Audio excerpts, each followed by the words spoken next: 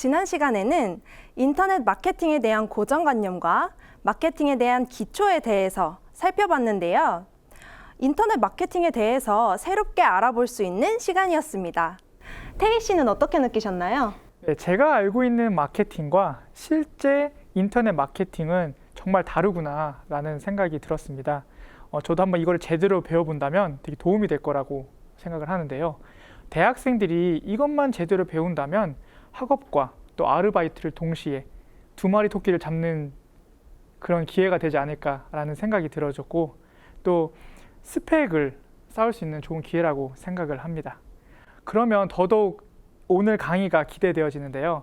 강사님, 혹시 오늘은 어떤 강의를 듣게 될까요? 이번 시간에는 지난 시간 내용을 바탕으로 인터넷 마케팅을 위해 컨텐츠를 제작하고 이를 활용해서 구체적으로 진행되는 마케팅의 과정과 소비자에게 사랑받는 컨텐츠와 성공하는 컨텐츠를 실사례를 통해 분석해 보겠습니다.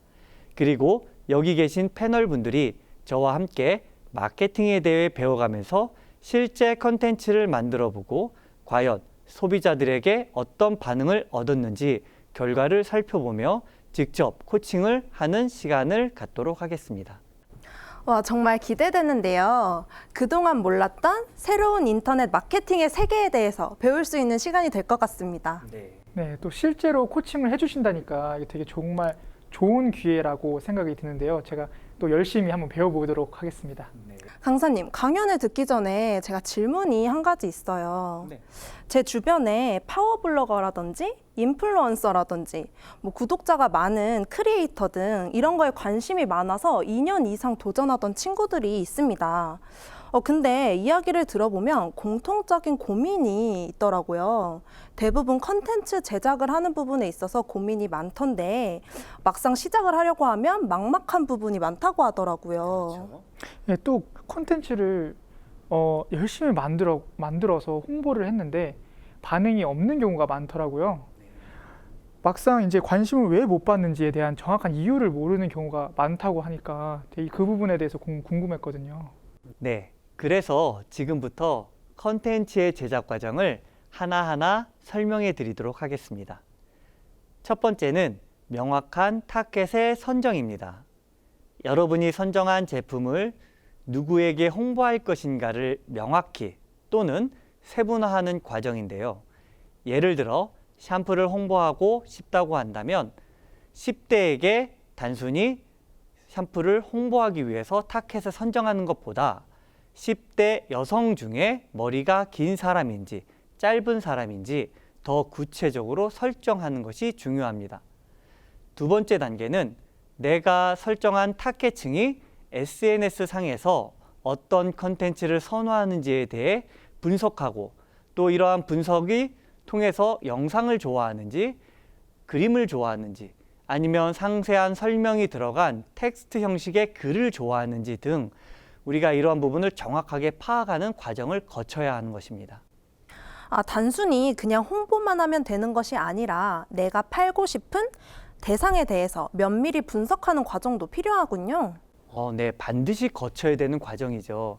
이렇게 첫 번째, 두 번째 과정을 통하면 세 번째 과정을 우리는 거쳐야 하는데요. 성공하는 컨텐츠 제작을 위해서 잘 만들어진 컨텐츠에 댓글을 활용하는 것이 굉장히 중요합니다. 그런데 댓글에 사실 중요하지 않은 내용들도 많이 있는데 그럼 댓글은 어떻게 활용하는 게 좋을까요? 사실 우리가 댓글에서 크게 광고하고 있는 부분들이 많이 있습니다. 이 댓글 안에는 우리가 상상하지 못하는 중요한 정보들이 들어있거든요. 사람들은 댓글에 무엇을 좋아하고 무엇을 싫어하는지를 자신들의 의견을 쓰고 나타내기 때문입니다. 따라서 자신의 성향을 드러내고 이것을 마케터가 잘 파악하게 되면 컨텐츠에 반영하고 이 컨텐츠는 사람들에게 설패하는, 실패하지 않는 컨텐츠로 만들어낼 수 있게 되는 것입니다. 내가 만들고 싶은 컨텐츠를 만들어야 되는 것이 아니라 소비자의 마음이 표현되는 것, 즉 소비자의 사랑을 받는 컨텐츠를 만들어낼 수 있는 기능을 여기에서 얻게 되는 것입니다. 댓글까지 꼼꼼하게 살펴보는 세심함이 필요하네요. 이렇게 작은 것까지 캐치하고 분석하는 그런 것들이 성공과 실패를 좌우하는구나 싶습니다. 네, 그렇습니다. 네 번째로는 다양한 컨텐츠를 많이 만들어내는 것이 중요한데요. 먼저 컨텐츠의 양으로 승부를 해야 하는 것이 필요합니다. 일단 많은 양의 컨텐츠를 만들어 홍보하면서 무엇이 사람들에게 선택을 받고 또 어떤 것이 선택을 받지 못하는지 살펴보는 것입니다. 그러면서 실패한 컨텐츠는 삭제해 나가고 성공한 컨텐츠는 살려나가는 것이 중요합니다. 이 과정에서 내가 설정한 타겟에 대한 정확한 정보를 얻을 수도 있습니다. 그럼 그 후부터는 타겟에 대한 정확한 정보를 바탕으로 양질의 컨텐츠를 제작해서 홍보해 나갈 수 있게 되는 것입니다. 네, 타겟을 선정하고 정확한 정보를 파악해서 컨텐츠를 만드는 것까지는 알겠는데요. 계속해서 실패를 하면 그 시간과 또 노력이 너무 아까울 것 같다는 생각이 드는데요. 컨텐츠 제작에 있어서 계속해서 실패를 한다면 그만둬야 하는 걸까요? 그래서 많은 사람들이 하다가 실패가 반복이 되면 2단계에서 그만두는 경우들이 많습니다. 2단계에서 포기하게 되는 것이죠. 하지만 2단계에서 포기하지 않고 넘어지지 않게 뒷받침을 하는 역할을 제공하는 기업이 있습니다. 이런 기업들이 마케터가 활동할 수 있게끔 도와주게 되는데요. 이런 기업은 컨텐츠를 기준으로 광고비를 지출하고 실패에 대한 리스크도 담당하게 됩니다. 기업이 마케팅 담당자는 실패하는 컨텐츠의 데이터를 기준으로 분석해서 성공하는 컨텐츠가 되도록 조언해 주는 것입니다. 즉, 컨텐츠에 대한 피드백을 주고 수정 보완해서 발전된 컨텐츠를 만들 수 있도록 도와주는 역할을 하는데요. 이러한 과정을 통해 실패하는 컨텐츠가 성공하는 컨텐츠로 바뀌게 되는 것입니다.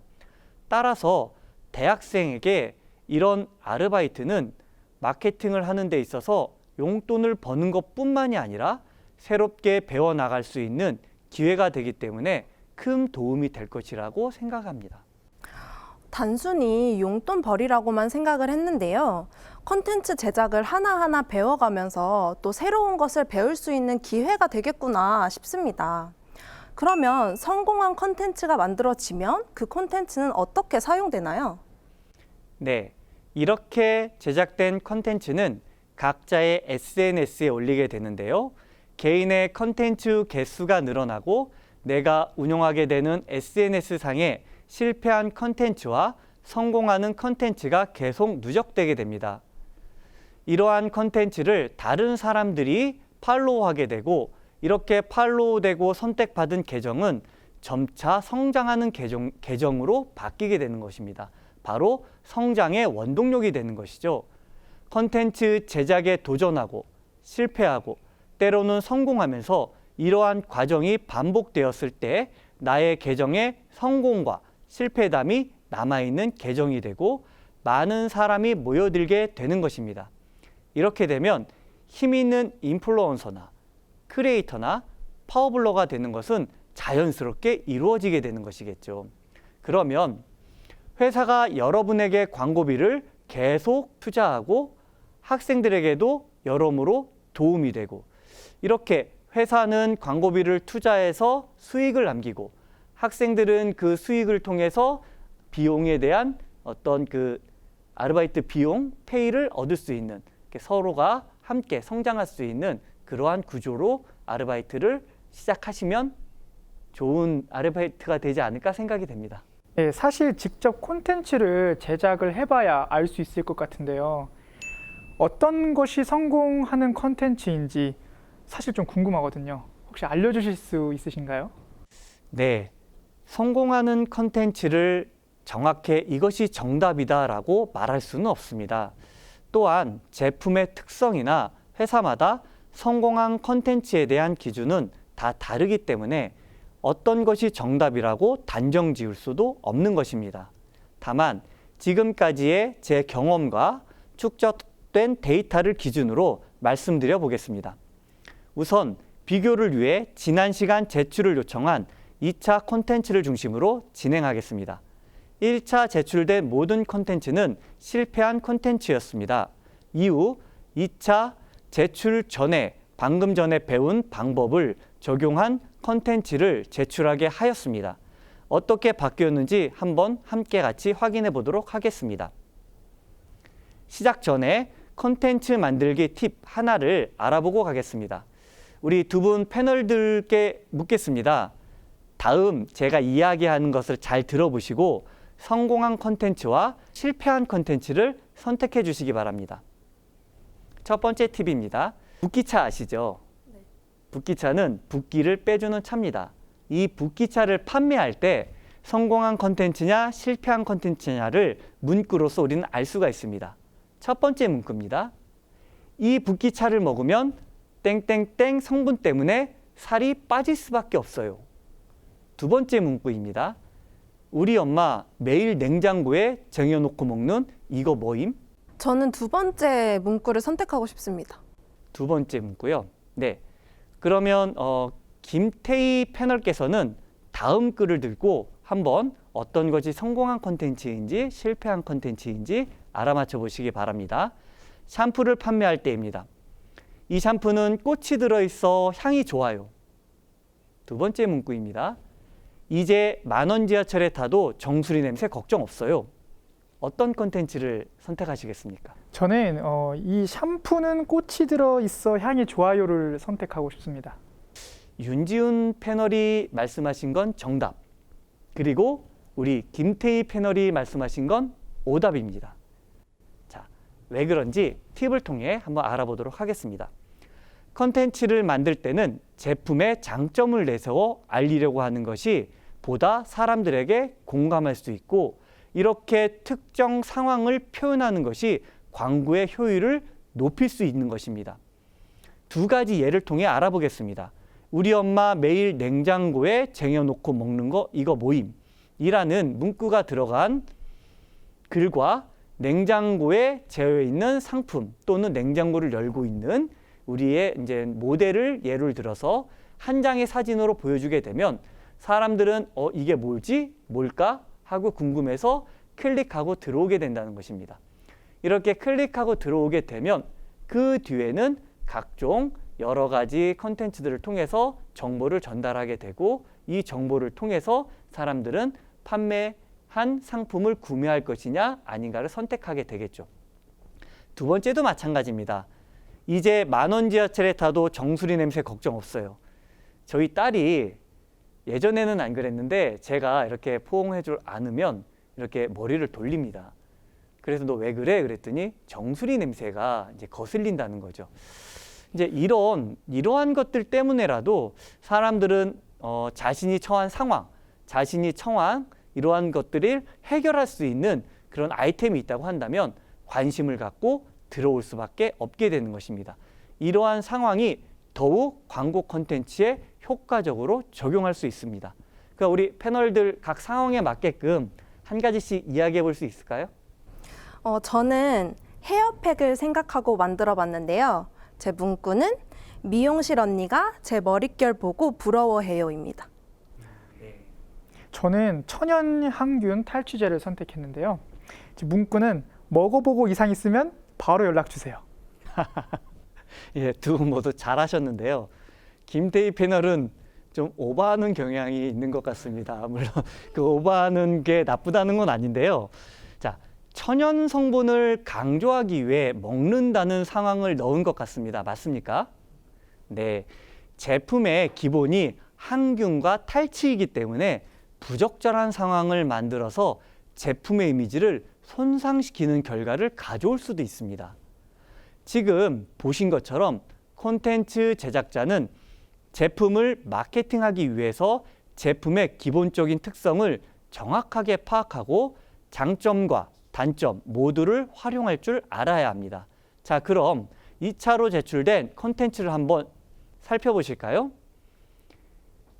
1팀이 제출한 페이스북, 인스타그램 광고 콘텐츠입니다. 총 3장의 콘텐츠를 제출했는데요. 자, 윤지훈 패널께서 이 3장의 콘텐츠를 보시고 피드백을 한번 줘보시겠어요? 첫 번째 사진은 샴푸를 대상으로 동생이라는 상황에 접목해서 만든 것으로 잘 만들어졌다고 생각을 합니다. 그리고 두 번째 또한 샴푸를 중심으로 만들어졌는데요. 그렇지만 제품의 장점을 중심으로 만들어져 있어서 거기에다 플러스 사진의 퀄리티도 좀 떨어지는 것 같더라고요. 그래서 조금 아쉬웠고요. 마지막으로 세 번째는 사진도 좋고 자연 친화적인 느낌도 정말 좋은데 아쉽게도 제품의 장점만 설명하고 있어서 지금까지 배운 거와는 약간 상반되지 않나 생각이 됩니다. 네, 아주 정확하게 이야기했습니다. 이럴 때 가르치는 보람을 느끼죠. 그죠? 네. 이 팀이 제출한 두 번째 콘텐츠를 보고 그럼 우리 김태희 패널이 피드백을 한번 해줘 보시겠습니다. 네, 개털이지만 괜찮아 라는 문구가 공감을 불러오고 제품에 대한 기대 효과를 또 가져오는 것 같습니다. 다만 제품 사진이 조금 흐릿한 게 좀 아쉽네요. 네, 김태희 패널도 잘 이해하고 말씀해 주셨습니다. 이 콘티도 좋은 아이디어로 만들어졌습니다. 3팀은 가장 많은 콘텐츠 8개를 제출하였습니다. 우선 콘텐츠를 보고 이야기를 나누겠습니다. 여러분도 함께 보면서 생각해 보시기 바랍니다. 예, 두 분 패널은 이번 콘텐츠는 어떻게 보셨나요? 저는 보편적으로 잘 만들어진 것 같습니다. 가장 많이 이렇게 시간을 또 노력을 투자한 것 같고 디자인도 잘 된 것 같은데요. 배운 대로 분석을 해보면 상황을 설정하거나 공감을 주는 것은 좀 없는 것 같습니다. 4번이나 7번 콘텐츠가 그러기 위해 노력은 한 것 같습니다. 이 콘텐츠는 제품의 이미지보다는 상황 설정에 따른 이미지를 선택했으면 더 좋았지 않았을까 싶었고요.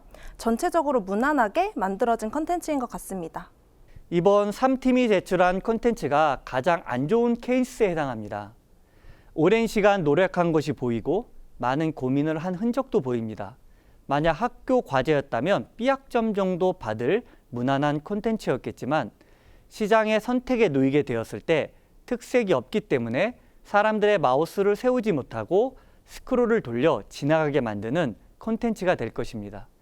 무슨 이런 콘텐츠를 다 만들고 있어 하는 욕도 먹지 않고 그렇다고 상품이 잘 팔리는 콘텐츠도 아닌 광고회사 배불려주고 주위 상품 돋보이게 만들어주는 들러리 정도의 콘텐츠가 되는 것입니다. 더 심각하게 생각할 것은 어느 정도 디자인도 되고 문구도 뒤떨어지지 않으면 콘텐츠 제작자는 자신의 콘텐츠가 잘 만들어진 콘텐츠라고 생각하게 되고 실패의 원인을 다른 곳에서 차지를 한다는 것입니다. 이런 콘텐츠 제작자가 가장 힘들고 어려운 경우이고 콘텐츠에 대한 수정 보완을 지적할 경우 자존심에 쉽게 상처를 입거나 조언을 받아들이지 않는 경우가 많이 있었습니다. 시장의 선택은 정확하고 냉혹하기 때문에 자기 것을 주장하고 자기 것만을 내세우게 되면 결국에는 시장에서 도태되는 길밖에 남지 않게 됩니다. 따라서 콘텐츠 제작자는 항상 내 기준과 판단이 틀릴 수 있다는 것을 알아야 합니다. 또한 어제까지 잘 나가는 콘텐츠라 하더라도 오늘 상황이 좋지 않으면 바로 버릴 수 있는 마음을 갖추어야 하며 빠르게 변하는 새로운 시장의 흐름에 따라갈 수 있는 마인드를 가져야 한다는 것입니다. 그럼 콘텐츠를 만드는 사람은 자신의 생각과 기준보다도 시장의 흐름, 또 상황 이런 것들에 더 많은 관심을 가져야 할 것 같네요. 그리고 지금 자신의 콘텐츠가 좋은 반응을 보인다 할지라도 한순간에 변할 수 있기 때문에 자만할 수 없을 것 같습니다. 강사님, 그러면 제가 질문이 하나 있습니다. 여기서 인터넷 유튜브에 보면 한 달에 600만 원 버는 법, 한 달에 1000만 원 버는 방법 이렇게 실제 상황과 또 통장을 보여주면서 이것이 사실이다라고 하면서 보여주는 경우들이 있더라고요.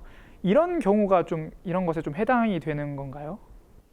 예, 구체적인 예를 들어 설명하게 되면 법적인 문제가 될 수 있기 때문에 간단하게 설명드리도록 하겠습니다.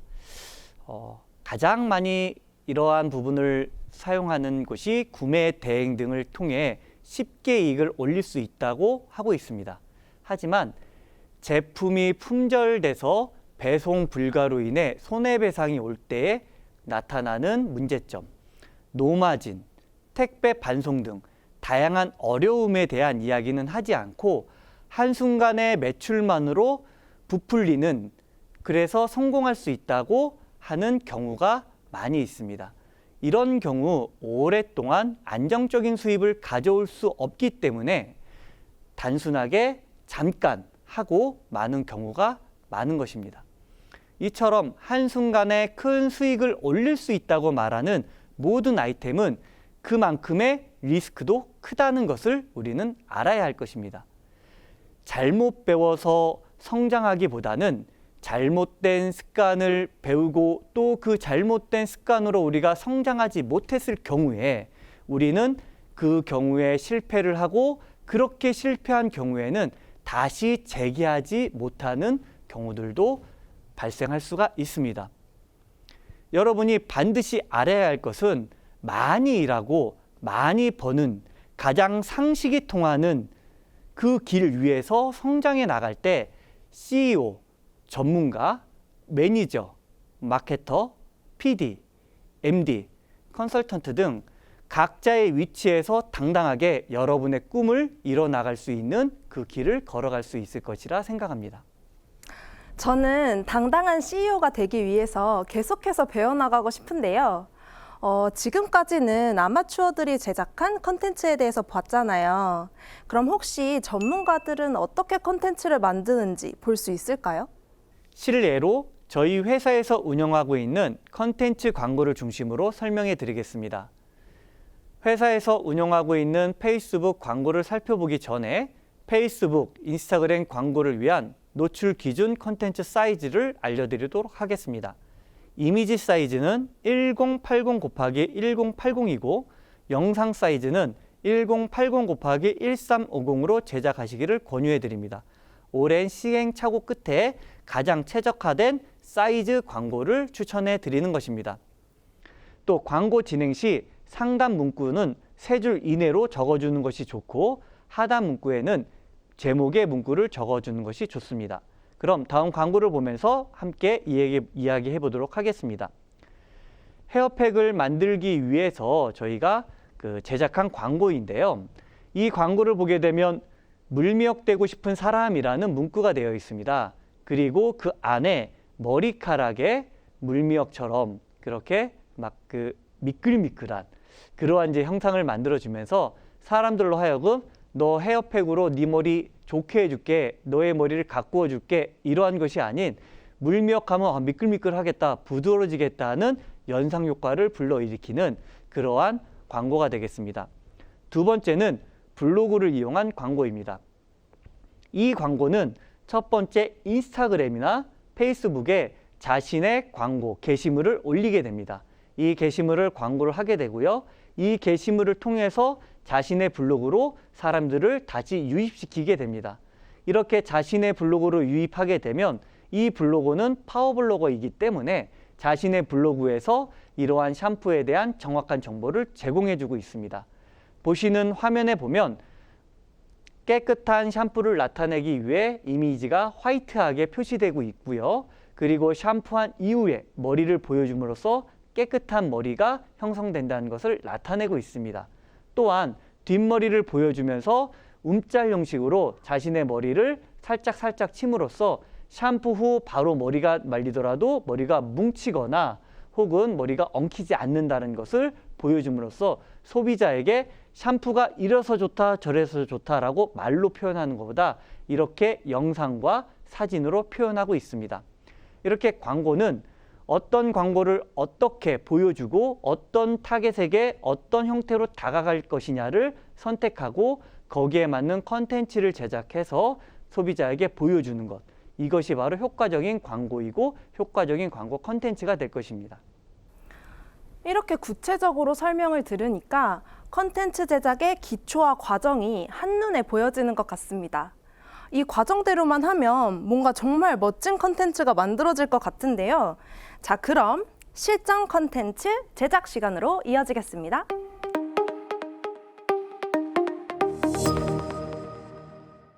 저희가 강사님께서 가르쳐 주신 방법대로 콘텐츠를 만들어 보고 직접 홍보도 진행해 보았는데요.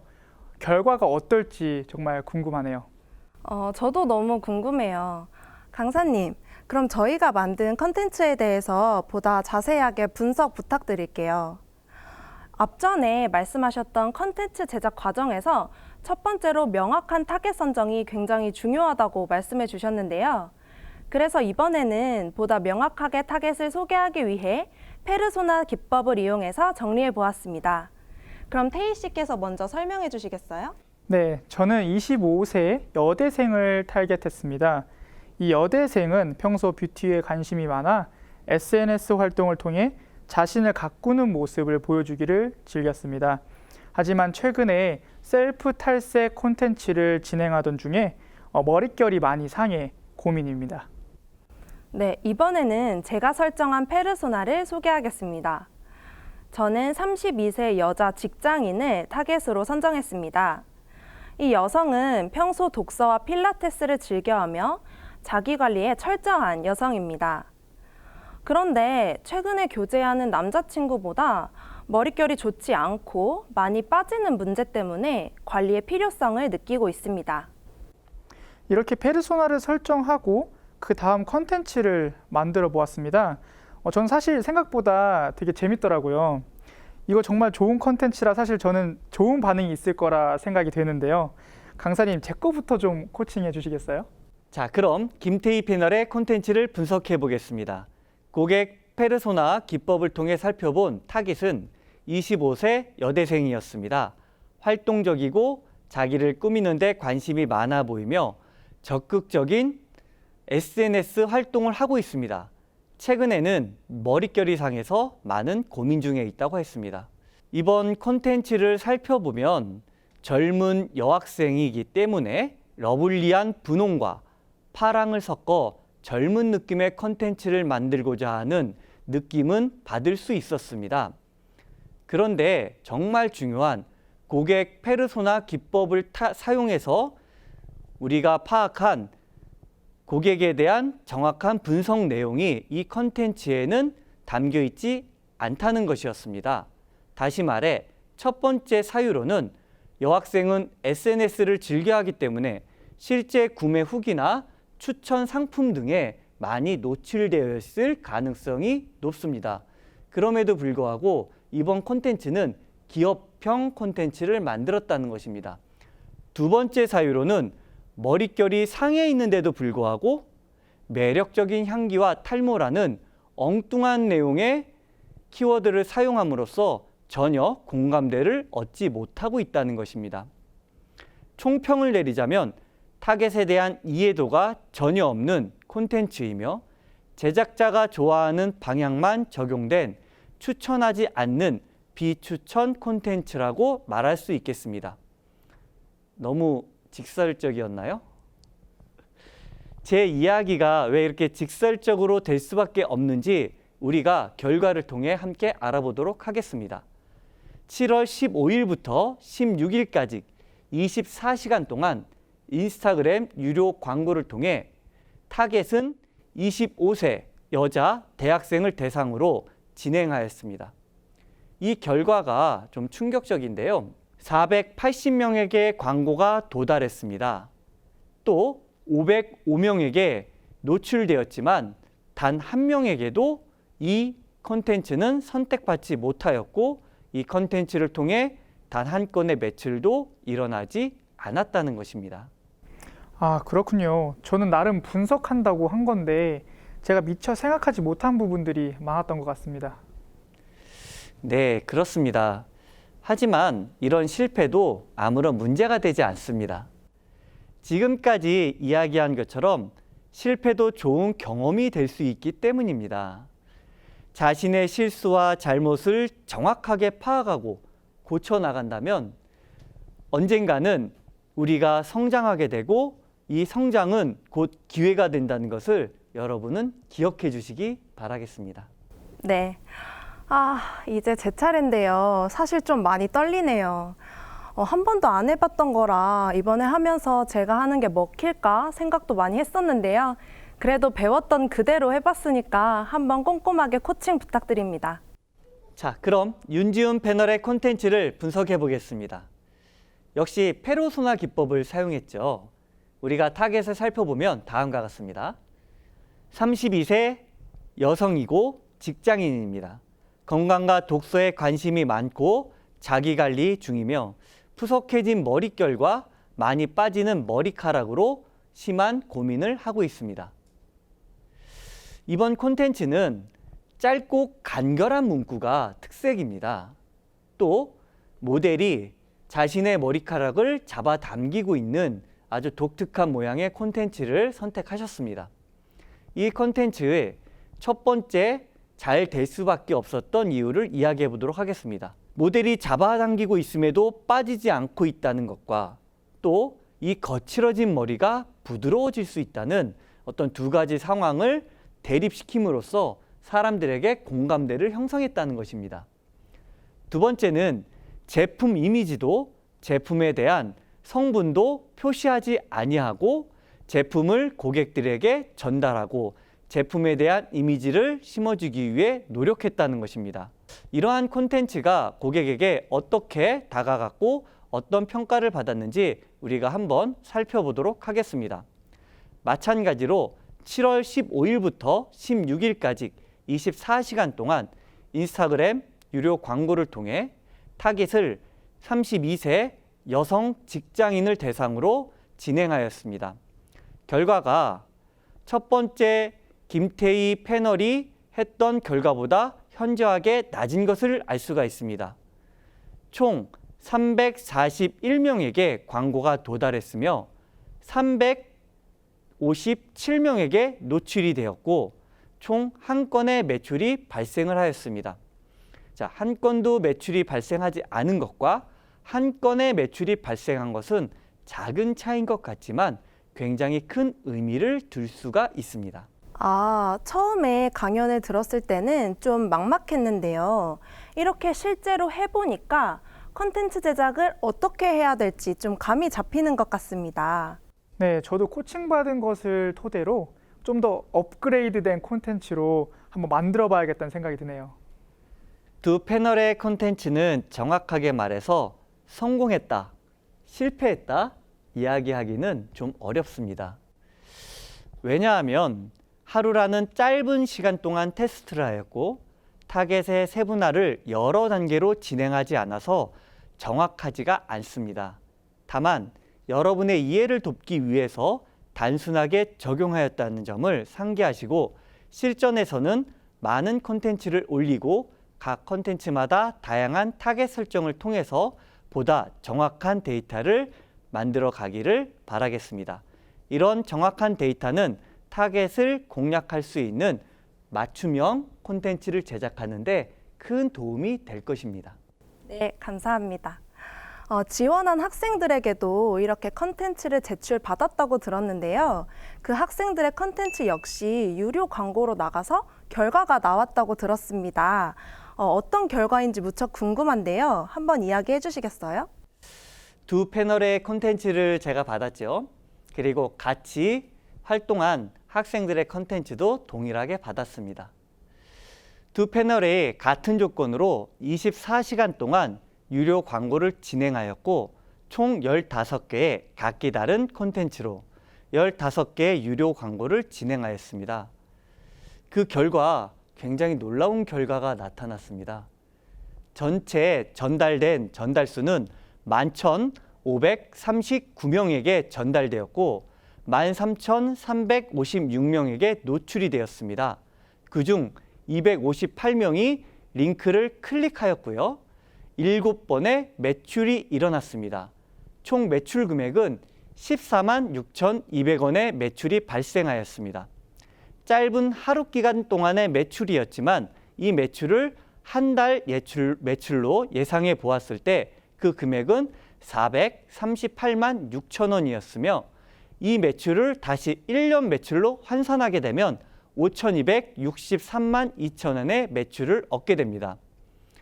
판매 수수료 20%를 아르바이트 수익으로 받는다면 우리 제작자들이 얻을 수 있는 수익은 1,052만 6,400원을 수익으로 받게 되는 것입니다. 매일 꾸준하게 10개의 컨텐츠를 만들어서 관리한다면 이런 컨텐츠를 제작하고 또 이를 꾸준히 운용할 수 있다면 위에 나타난 수익보다 좀 더 높은 수익을 올릴 수 있지 않을까 생각합니다. 이번 테스트에 참여한 학생들은 단 한 번도 콘텐츠 제작을 배우거나 유료 광고를 진행한 적이 없는 학생들이었고 포토샵 또는 일러스트를 사용하는 학생은 각각 한 명씩 3팀과 5팀에 소속되었습니다. 콘텐츠 제작 기간은 총 3일이었으며 콘텐츠 제작의 개수는 40개를 만들었습니다. 이 중에 선택된 콘텐츠는 총 15개의 콘텐츠가 선택되었고 조금 전에 말씀드린 대로 15개의 유료 광고를 진행하게 되었습니다. 지금까지 강사님께서 기업이 컨텐츠를 활용하여 얻을 수 있는 결과에 대해서 강의해 주셨습니다. 또한 컨텐츠 제작자들이 기업을 통해 얻을 수 있는 2가지 방법이 있다고 하셨는데요. 혹시 그 부분에 대해서 좀 더 설명해 주실 수 있으실까요? 네, 저희가 한 번 더 정리를 해보도록 하겠습니다. 첫 번째는 컨텐츠 만드는 수만큼 페이를 지급받는 방법입니다. 보통 기업은 컨텐츠 제작자가 제출하는 영상, 음짤, 이미지 등 한 컷당 비용을 환산해서 지급하게 되며 컨텐츠의 질과 고객의 반응에 따라서 그 페이가 결정되기도 합니다. 두 번째 방법은 정기적으로 컨텐츠를 기업에 제공하고 기업은 컨텐츠에서 발생하는 판매 수익을 다시 컨텐츠 제작자에게 일정 부분 수수료를 지급하는 방식입니다. 기업마다 기준이 다르기 때문에 일하시기 전에 계약서를 쓰고 일을 시작하시기 바라겠습니다.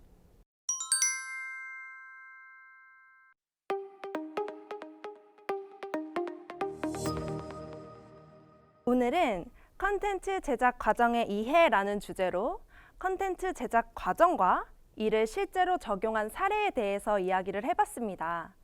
태희 씨는 오늘 프로그램을 통해서 어떤 마음이 드셨나요? 네, 저는 막연하게만 느껴졌던 마케팅 콘텐츠 제작 방법을 배울 수 있어서 너무 좋았습니다.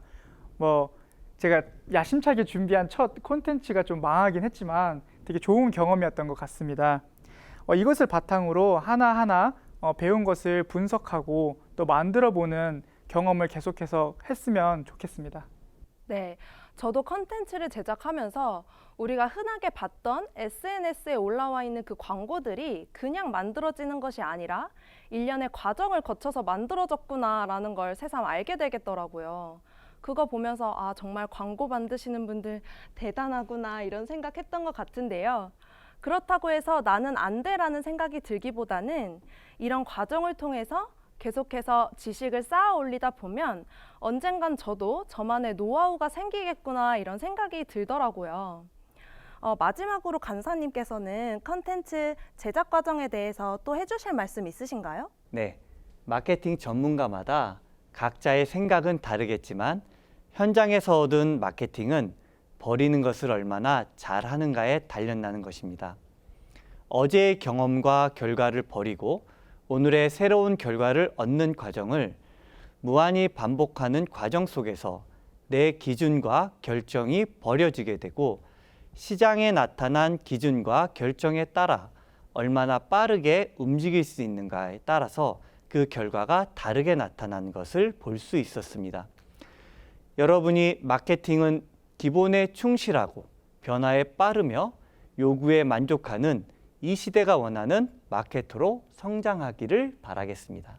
이렇게 파트 2, 컨텐츠의 제작 과정의 이해 수업을 마무리하겠습니다. 다음 시간이 드디어 마지막 시간인데요. 다음 시간 주제는 마케팅 속에 숨겨진 인생 설계입니다. 네, 마케팅 속에 우리 인생을 설계할 수 있다니 또 새로운 팁을 얻을 것을 생각하니까 되게 정말 기대가 되네요. 마지막 강의 꼭 놓치지 마시고 함께 해주셨으면 좋겠습니다. 그럼 다시 다음 시간에 만나 뵙겠습니다. 감사합니다.